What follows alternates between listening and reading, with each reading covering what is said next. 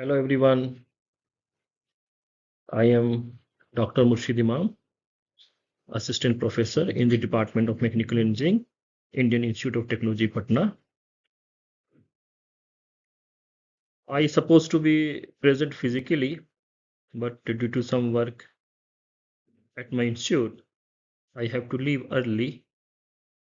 So I am presenting my work in a record version.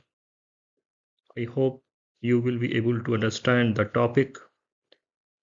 In case if you have any query, you can ask me, or you are free to ask me through my email ID. So my email ID is given here, murshid@itp.ac.in. Before I start my presentation, I would like to express my sincere thanks to Professor Wu for inviting me in this conference. I am really very grateful to him. Today, I'm going to present on the topic microstructure evolution and control in metal 3D printing. So this particular topic will have fundamentals to understand, and then I will show you some work from my PhD student, that how we have fabricated a new kind of innovative material by using the friction stir additive manufacturing technique. I hope you will enjoy the presentation. There are a lot of science involved in this particular presentation, so I hope I will try my best to make you to understand this particular topic, the presentation. I will keep it as simple as possible. Please keep in, please pay attention.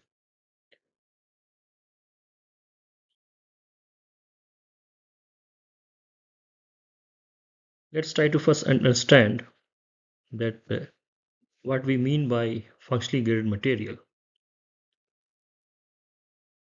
As we know that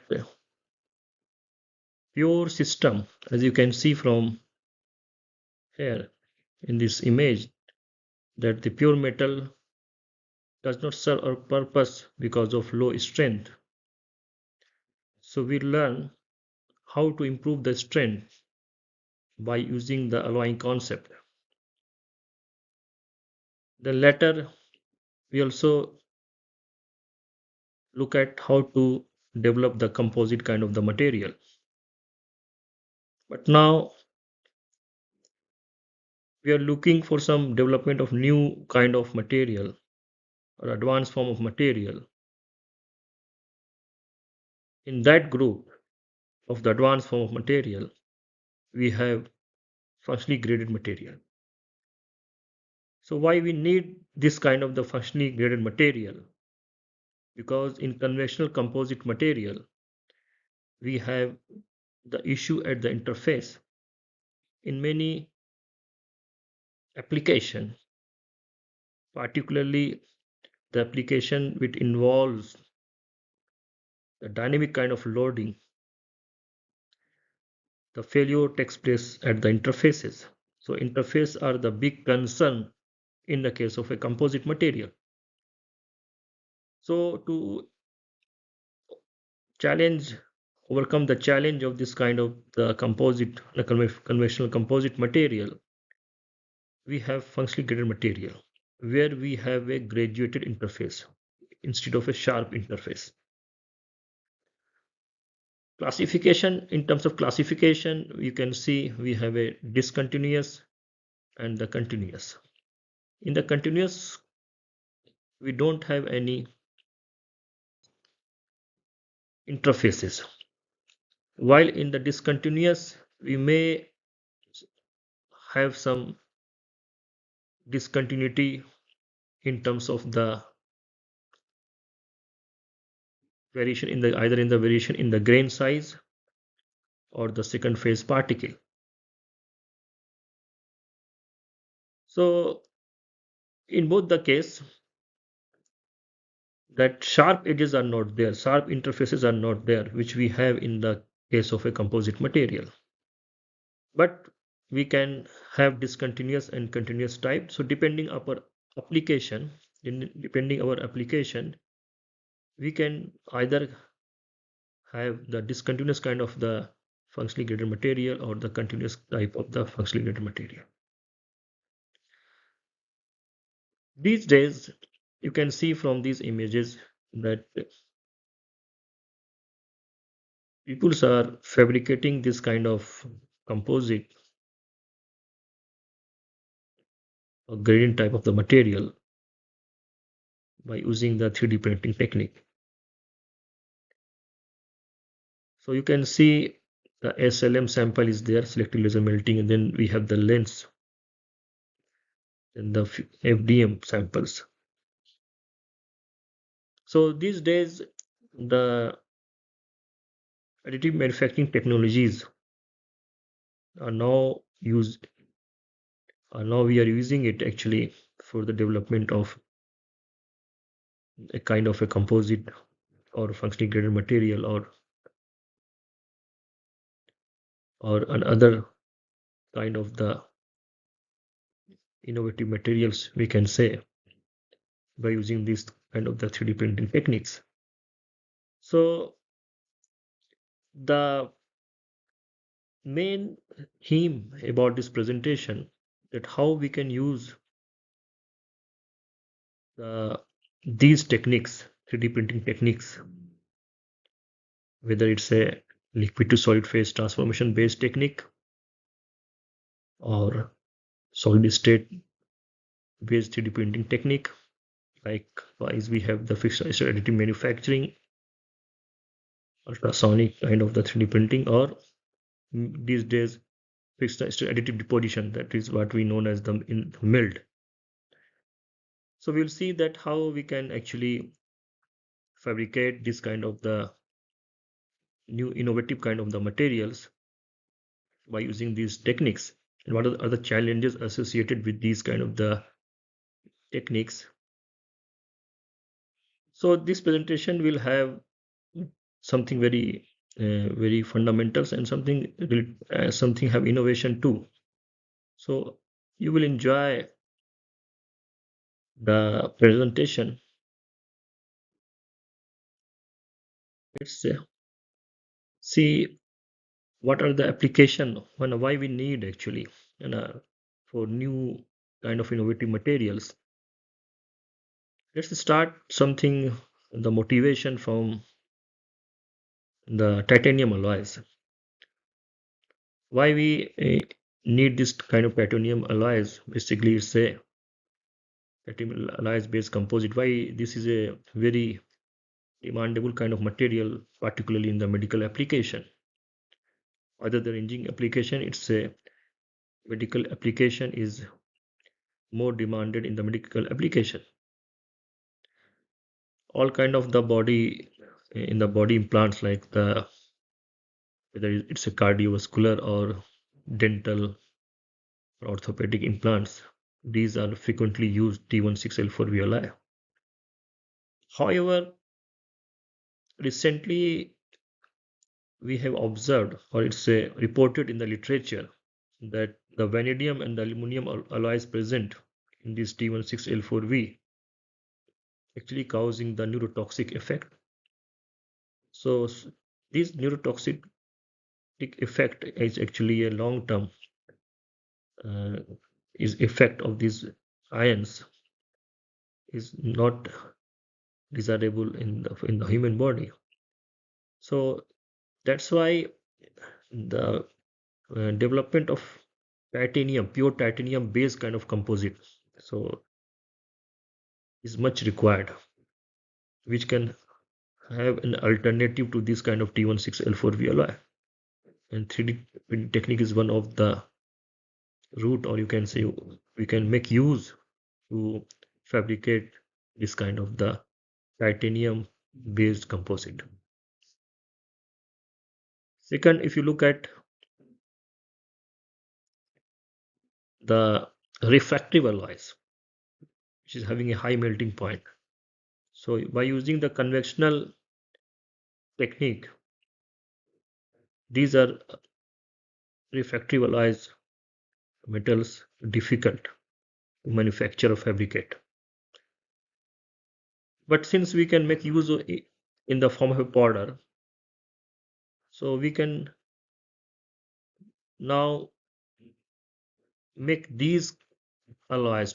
We can make these alloys, or we can use these particular alloys in a for the application point of view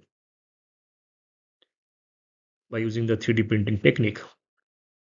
So because of that 3D printing technique, which is actually involved the high energy beam density, we can melt even these kind of the refractive metals alloys. So these in the present time, okay, in the present time, we actually have a breakthrough. You can say it's like a breakthrough that refractive alloys are now being used in many uh, defense application or the aerospace application. Particularly, I would like to highlight the use of C103 niobium hafnium alloy. You can see this C103. Recently, NASA have used this alloy because these are having a good strength, provide strength even at high temperature. In many jet engines where regenerative cooling is not, we don't have. So we require some kind of material which can actually sustain at high temperature. So it still have a sufficient strength even at it go around 1400 degrees Celsius. So with the advancement of this kind of 3D printing technique, now we are in a position to make use of these refractive alloys. So that's why the development of now new innovative materials involving the refractive alloys can be a game changer in many aerospace and defense applications. So you can look at the application of recent the C103, that is the niobium hafnium alloy. In many jet engines, you can see the Falcon fighting F-16 and other uh, turbofan. So you can see here they have used this kind of C103 refractive alloy. And here you can see this particular C103 still they have a sufficient temperature. You can see this alloy, particularly alloy, sufficient strength at this particular temperature, around 1400 degrees Celsius. Still they have a. So this is the beauty of this particular alloy, that we can make use of this alloy, and frequently using. Now these are present research is going on this particular alloy in many places. So this is you can see how the application point of view, these refractive alloys are become very important. Yeah, the reference talks to revealing to today different material. You can follow these papers that is actually revealing to today talks. So just I will go quickly with some fundamental that what is additive manufacturing. So you can see the additive manufacturing is opposite to this conventional machining process. Here in this conventional machining process, you can see that we remove the material in the form of a chips.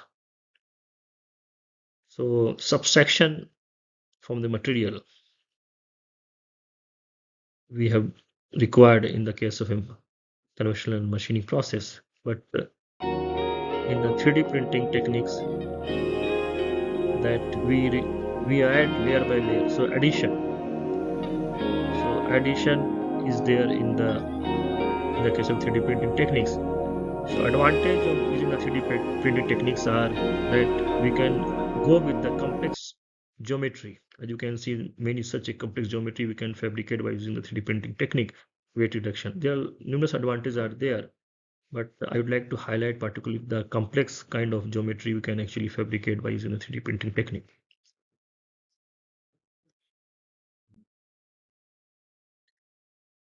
One classification of the additive manufacturing is the direct energy deposition.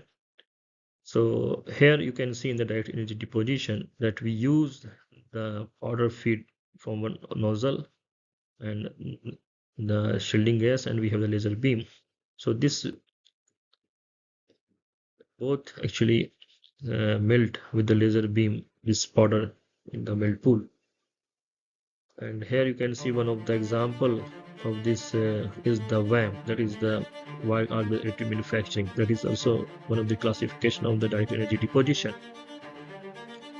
So this is one of the classification of the powder feed additive manufacturing, or also we known as the direct energy deposition. Another we have okay. So now what is the generation of idea from basic? Okay. So now we have the two option like that we derive from the direct energy deposition that we can use as a arc based additive manufacturing, or we can use as a powder. So you can look at how we are fabricating the innovative materials or composite materials. Like you can see the wire, we can have different kind of the metals, you know? Okay, and we can melt in the weld pool by using the arc-based additive manufacturing, or what we call the WAM.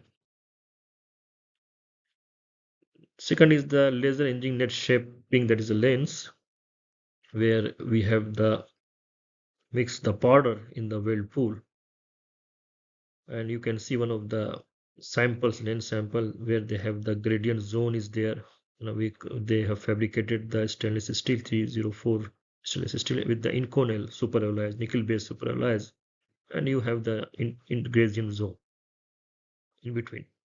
So we can go with the fabrication of some new materials, innovative kind of materials, or we can say the composite variant type of the materials by using this kind of the WAM, or this kind of by using the lens of the 3D printing, laser engine net shaping kind of the 3D printing technique.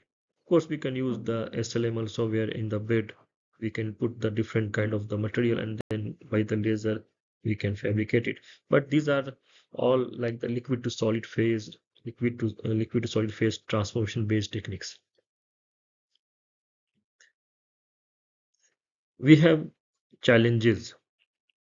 If you look at the challenges, it's already reported in the literature that we have a flowability issue, oxidation, and processing challenges, like particularly the porosity cracking, interfacial issue at the interface, inhomogeneous reinforcement distribution, surface quality. These are the challenges, metallurgical issues we have.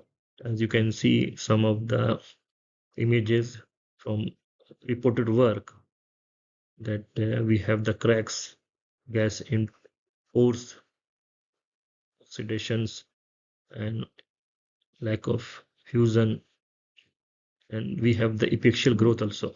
As you can see, sometimes this is the one weld pool, this is another weld pool. We have the epiaxial growth in the previously deposited weld pool.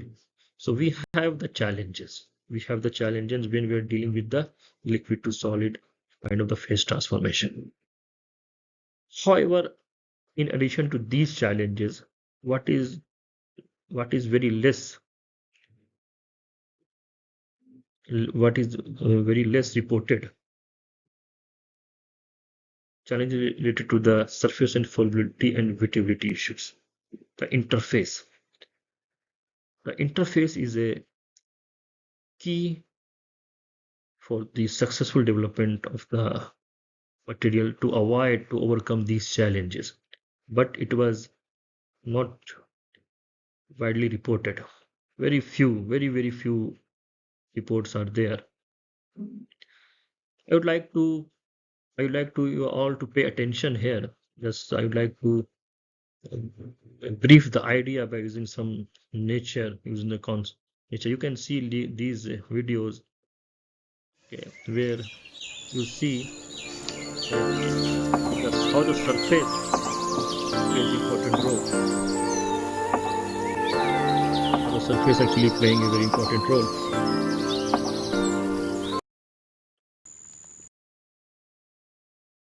You can see that when the surface is good, like a lotus leaf, the water droplet can easily dance on the leaf. However, here if you look at the surface, a little bit rough, so even it's very difficult to move on the surface. So surface is actually very important. Surface is actually very important, and all kind of the surface, the powder which we are using it has the interface.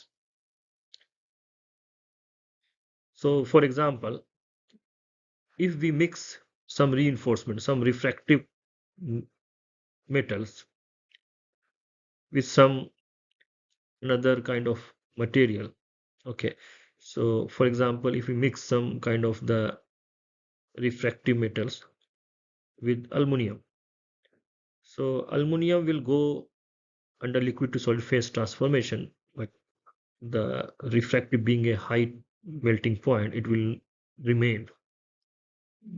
So this matrix, aluminum matrix, has to spread over the substrate, over the reinforcement, ceramic kind of reinforcement or the refractive what we use in the material.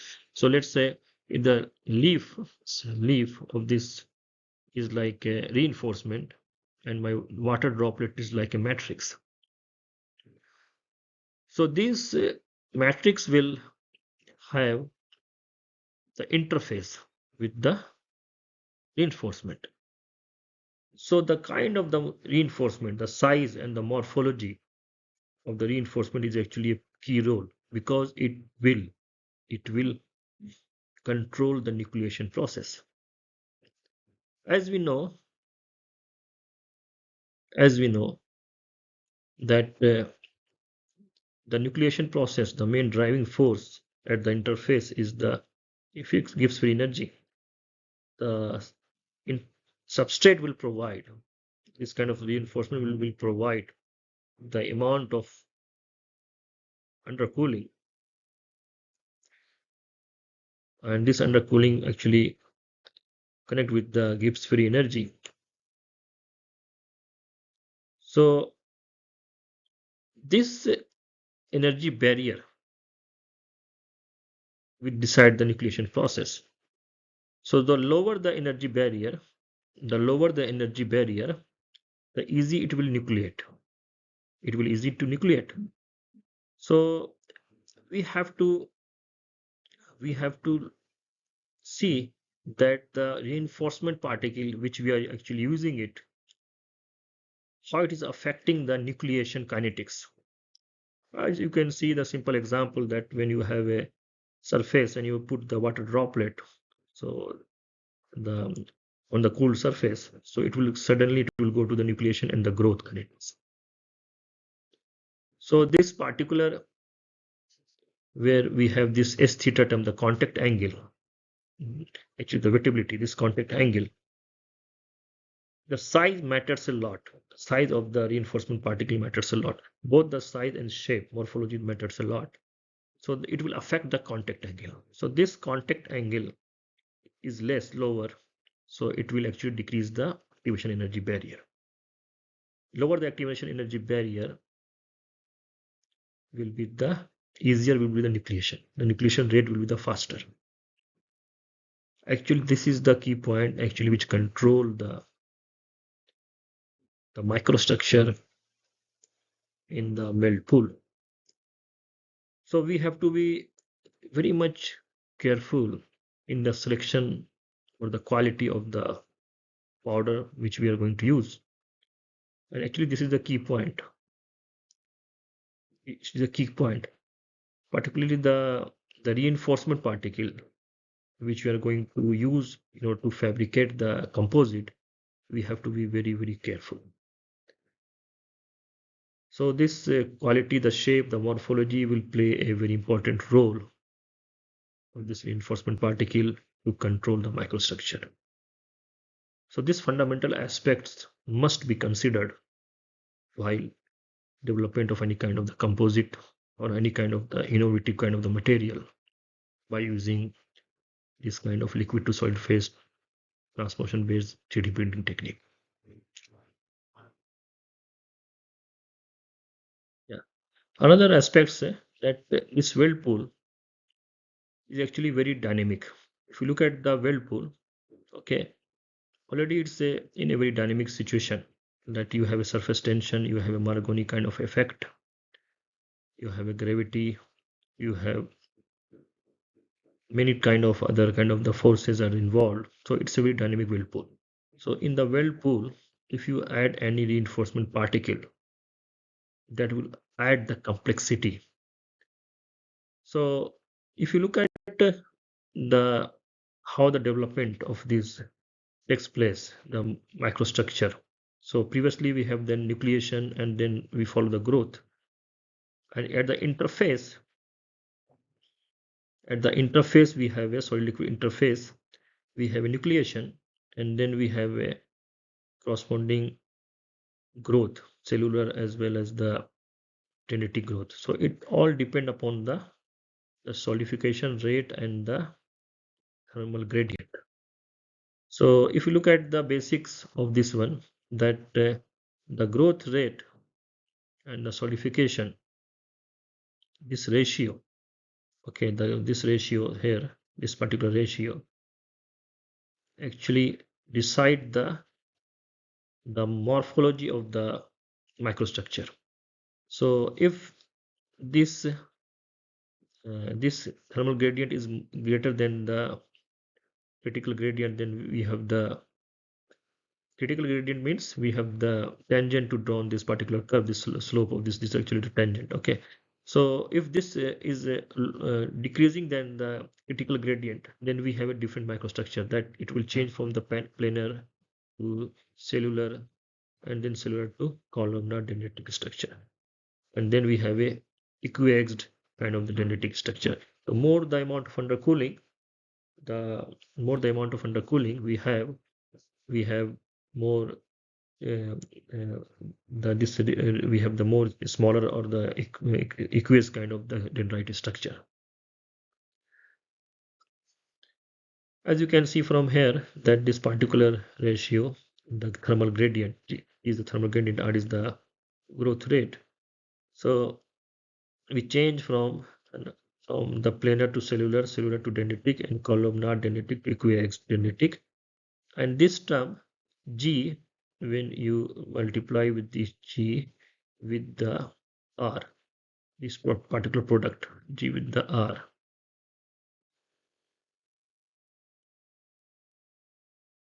okay, so this will actually give you the cooling rate. So this lower the cooling rate, okay,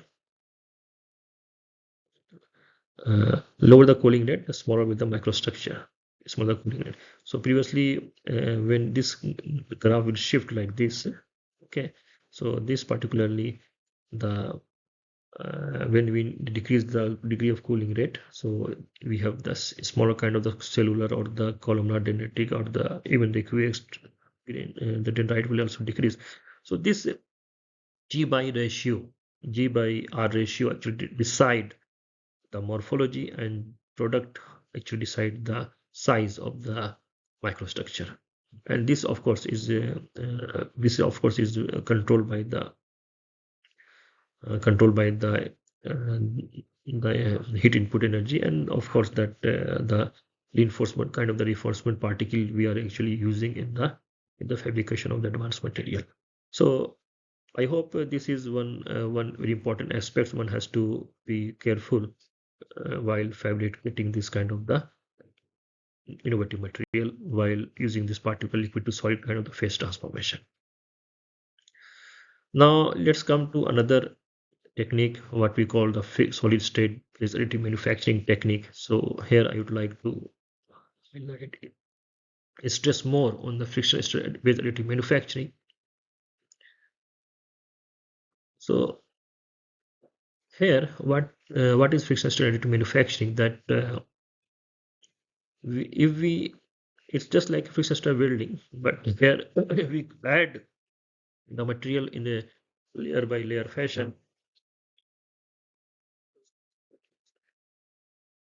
Okay, in a lab joint configuration. Okay, rest the other process, the basic principle is same. So we have a frictional heat heating and the plastic heat coming from the plastic deformation. This is the total heat input given to the material, and the heat input in such a way that it does not go, it is below the melting point of the material. So these principles are same. So I would like to highlight that how we have used this technique in the fabrication of advanced material, or you can say it's a kind of innovative kind of material where we have put the reinforcement particle in the additive layers.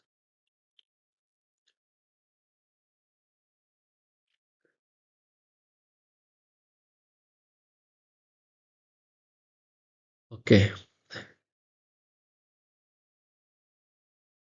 so here you can see, just look at the from a very fundamental point of view, that if you look at the metal cutting process, here you have a hard tool. Here you can see this is your hard tool and this is your work material. So it's by a shear deformation process. You're having the plastic deformation. So your material is getting deformed, plastic deformed. Now, if I will place some reinforcement particle here, let's say this is my reinforcement particle, okay, hard particle. So this reinforcement particle will have the local deformation. Let's say we have a local strain rate and the stresses on this. We have the local deformation. So as we know from the basics of that plastic deformation, that during the plastic deformation, the workpiece act like a non-linear dissipator of work energy. So what does it mean? That when you deform some material, and when you deform some material, like you can understand with the something from very basic by using this tensile sample, where you can record the temperature rise by using the infrared thermocamera.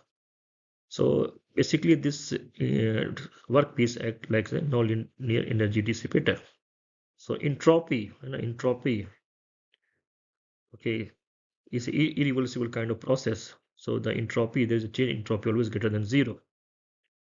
So what we see that there is an energy change of the energy of a system when you deform some material.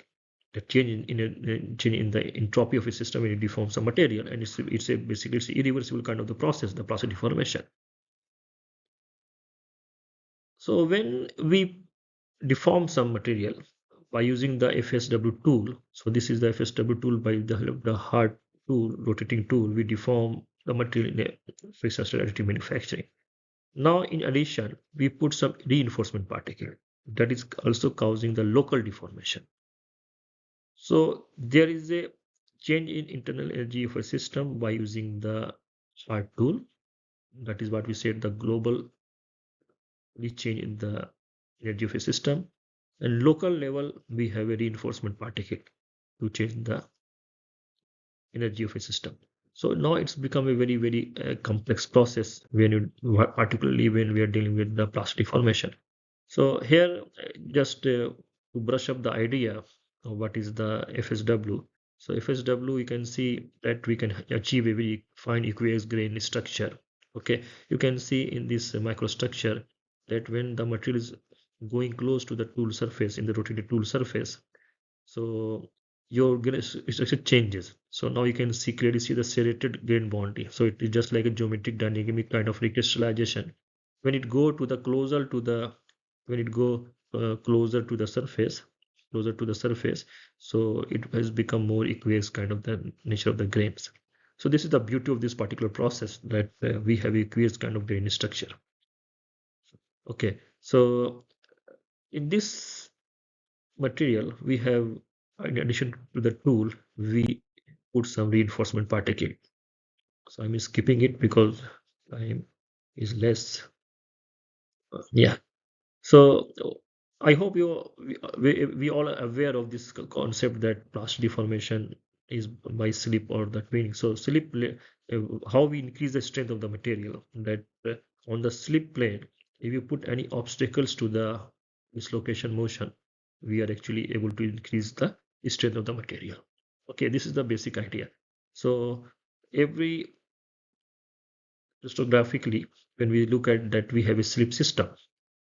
Okay, so every material, and whether it's a BCC, FCC, they have their well-defined slip systems are there. So we have to crystallographically we look at that there is a critical resolved shear stress. We have a ischemia factor. So the higher the ischemia factor, the more will be the easy to that slip particular slip system will be start to initiate.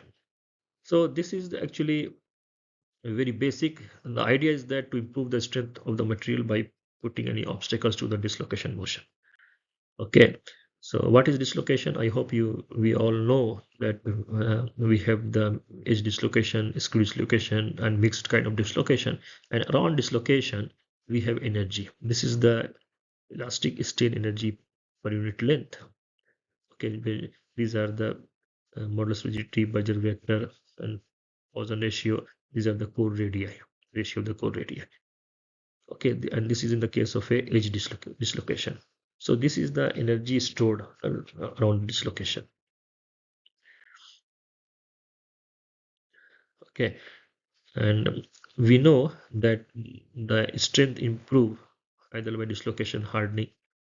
Okay, or these are the dislocation. You can see the TM images that they're interacting and moving, and it is a kind of a line defect. Okay, so another obstacles is the grain boundary. We have a grain boundary. Okay, the dislocation pile up at the grain boundary. Another obstacles in the path of dislocation we can put by using the reinforcement particle, or sometimes in the alloy we use the precipitates. Uh, so these like reinforcement particle can restrict the dislocation motion, hinders the dislocation motion. So either they can go for the shearing of the precipitates if they are lesser in size. If the particle is very hard, then it's difficult to shear. Probably they will make a loop around that one. So these are the basic idea, that you put any obstacles to the dislocation, it will improve the strength of the material. Particularly the size matters a lot. Size matters a lot. So here what we have done, that yeah, just a very one important point I'd like to highlight here, that in addition to this free energy term, because of this reinforcement particle, we have a volume term also. This volume term also comes. So there is a change in this, and now your free energy will be like delta G minus delta GV. So this is the actually the delta G terms now. But in case of liquid to solid phase transformation, we have only delta G. So this is the important point, because it's coming because of the local this deformation by the reinforcement. Okay, so what we have done, okay, yeah, one more important point, that diffusion is also like diffusion, like but in the possibility is very less, because we are using a very high melting point material, that reinforcement like ceramic kind of material. So the diffusion actually from the aluminum to this kind of the ceramic is negligible. So generally we ignore this particular term, diffusional aspects now. So the free energy, we only from this we take this free energy term only, So the diffusion term actually in the nucleation rate equation, the diffusion term is actually ignored. So this is only the free energy activational aspects is considered in this particular case.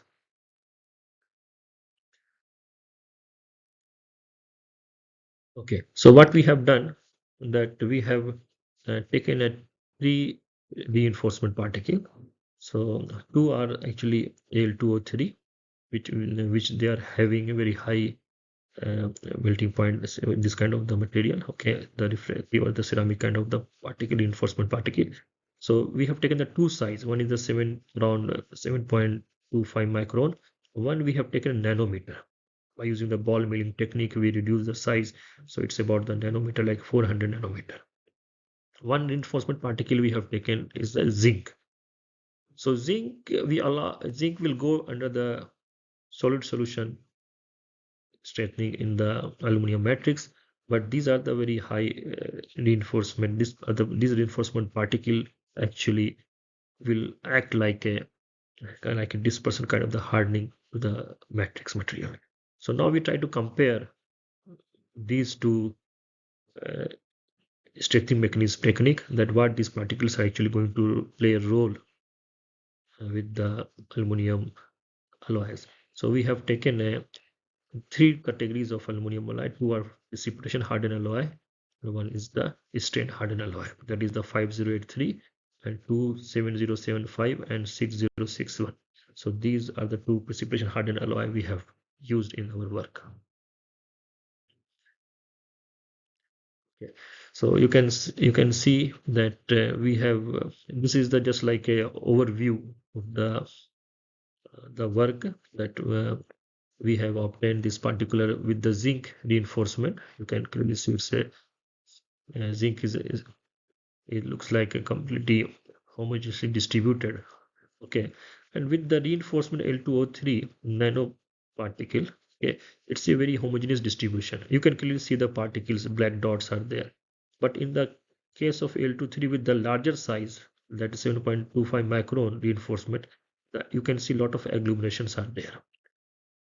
So we have done the characterization on these materials, on these uh, after the fabrication on these materials.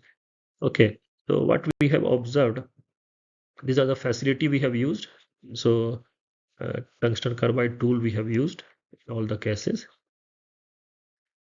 These are the characterization facility, ACM, and the nano indentation, tensile test, and by using a very small kind of miniature die we have prepared to test the sample from the process zone. Okay, so you can see that with the zinc, now it's looks like a completely mixed. So you can see that it's like a solid solution strengthening. So uh, you can see the flow. It's like a very beautifully it's mixed with the matrix material. So with the zinc, there's no defect, and and we have successfully able to have this different gradient by using the different already gradient with the different types of the aluminum alloys. In addition, we have mixed the zinc reinforcement with these different structure with the gradient of the different aluminum alloy. And we have also confirmed the flow of these zinc reinforcement by using the ACM EDS analysis. You can see the result over here, that it's how beautifully mixed with the aluminum matrix. We have done the microstructural analysis by using the EBSD. You can see in the process zone they have a very well defined grain structure, very fine grain structure, and hardness in the middle of the process zone is also higher. With the L2O3, with the reinforcement with the larger with the smaller nanoparticle, you can see how beautifully actually it's mixed in the matrix. You can see it's very homogeneously distributed of the in this material. Okay, so we have used like 6,000, 5,000. So we have the different layer. We have the different layer of the aluminum grades, and on that we actually prepare a groove and we put the reinforcement particle and then we process it. Okay, in a lab joint configuration, and we have achieved a successfully any there's no defect any no there's no kind of defect, so it's big achievement. I really appreciate my student that he is actually able to achieve without any defect. It's not so easy because there are a lot of mass balance needs to be done, because we remove some material from the matrix, that's aluminum, and then we put the reinforcement and then we process it. So it's a really big achievement that there is no defect involved.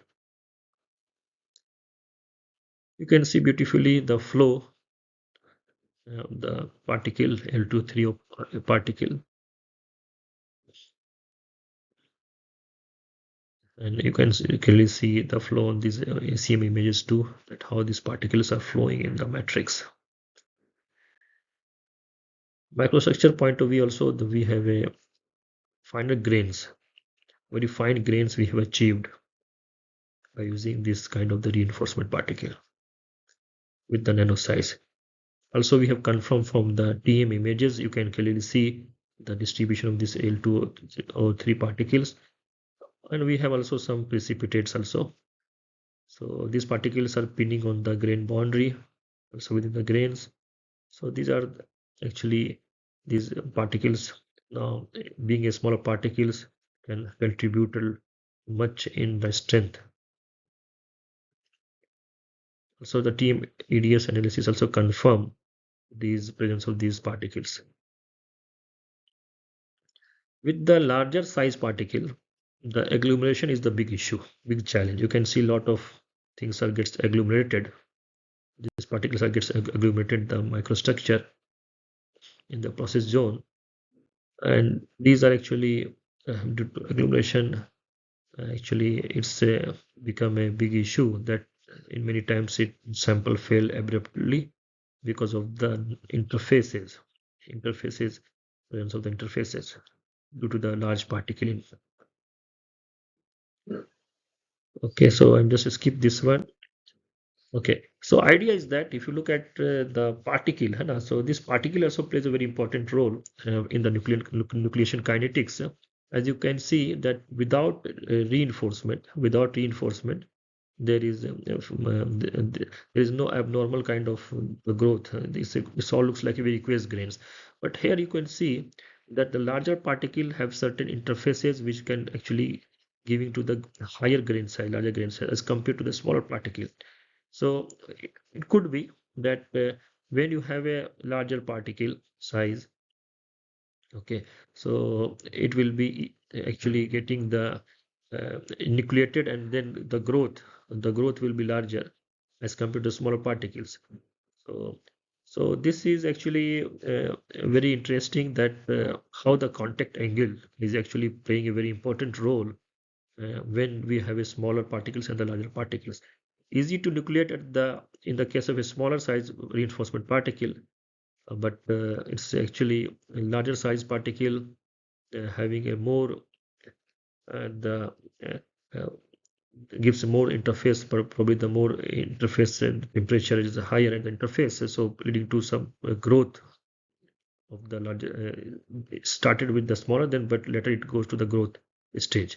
So this kind of the size actually plays a very important role when we use the particle. So that's why making a uniform particle size is very important when we mix with the matrix. Okay, so I'm just skip it. So in the deformation, there is a shear zone. You can see these are the shear deformation. You can clearly see. Okay, and with the smaller nano particle, we have a larger grain size, larger high angle boundary. Smaller grain size with the larger high angle boundaries we have observed. Corrosion test we have performed we have observed that with the nano uh, reinforcement particle, corrosion resistance are much better as compared to the other case with the large reinforcement particle and the zinc reinforcement. both the board and then Nucleus plot, you can see that is a larger capacity radius, and there is, you can see the board, the Z and the phase angles are improved in the case of a nano. PDE curve also, you can see that the nano reinforcement particle has better corrosion resistance as compared to the other cases. Here also you can see the corrosion density and the corrosion rate are better. Corrosion rate are less, and both the corrosion rate and the corrosion current density are less in the case of a nano reinforcement particle. Wear test we have performed. So with the nano, we have observed that the wear performance is the best among these two cases, as you can see from here. So tribological properties also improved when we use the nano reinforcement particle. And we have also tried to develop some kind of the tool which actually, instead of making a groove, we are trying to deposit it from the tool itself. This kind of the reinforcement. This is under the developing stage still.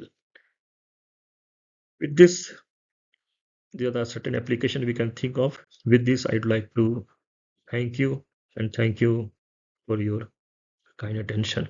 I hope this will you like the presentation.